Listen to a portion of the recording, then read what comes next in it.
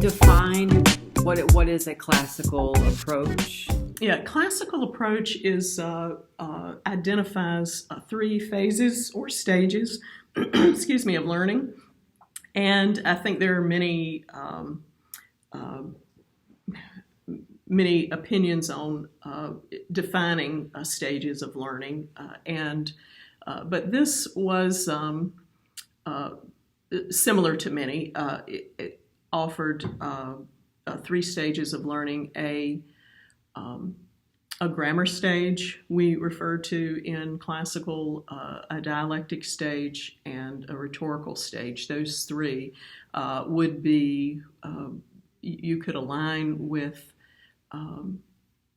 the early years, the grammar years, for the grammar stage, where the child is learning facts and information and memorizing a lot of information. Storytelling is another way that we learn and grow in that age range. And then that would be, we could correlate that really to K through 5, maybe, and then the dialectic or logic stage would be phase. I guess there's obviously going to be overlap there with those. We could align maybe with a junior high range, where students are asking questions and connecting the dots and taking those facts, all of those facts that they've learned, and saying, can these two exist together?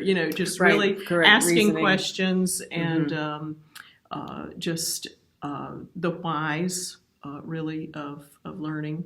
And then the rhetorical stage, we would say, is where the student has the ability to give back. There's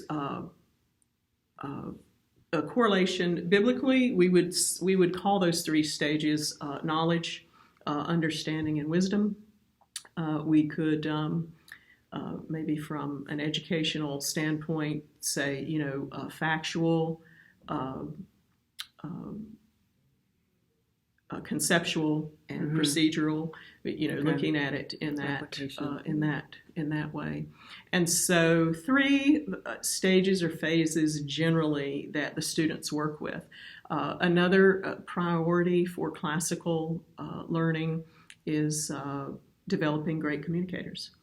And I appreciated the opportunity for the students at a very early age to stand before their peers, whether it's show and tell, or a hobby, or just some idea that they could offer, and become comfortable just giving a short presentation, and breaking down the steps to good writing, and giving them opportunities to debate at the higher age range. And so to me it made sense, and I appreciated in that what I felt also that I did not have, in school. There's this idea of just sitting and paying attention and taking in a lecture and then going home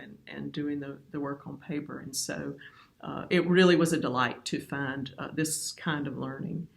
Yeah, I did an interview with Carrie McDonald, and she wrote a book called Unschooled. And okay.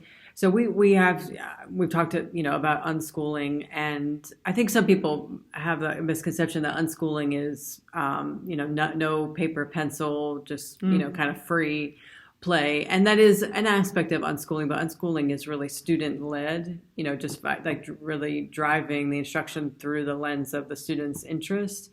Does the classical approach, is there a place for that, of doing some, because I know you talked about doing presentations, are the students allowed some choices in that, or is it pretty much like a top-down approach where it's assigned, doing these specific presentations? Well, in the early years, it would be, I would say parent and student optional for the types of presentations that you would make and what you're learning. The facts tend to be the same. For example, we would memorize, important points in history. We would have fun, I guess, learning the facts, again, with song and storytelling. And then as the students get older, there is that place for them to choose a certain type of project, for example. It doesn't have to fit, a narrow box, but they have some options for different projects and presentations that they choose to bring. And then at some point, of course, we know we have to sit down with the textbook and kind of follow through this systematic instruction with mathematics or other certain subject areas. But so we have that ability to choose on many in many areas, and then where we need to just do the hard work of working through a textbook, whether it's science or math, and learning in that way, especially as they get older. There are just certain standards and requirements, in subject work. And that's one of the criticisms of unschooling, is that there's going to be too many gaps. So it sounds like, the classical was kind of trying to work that out to kind of fill in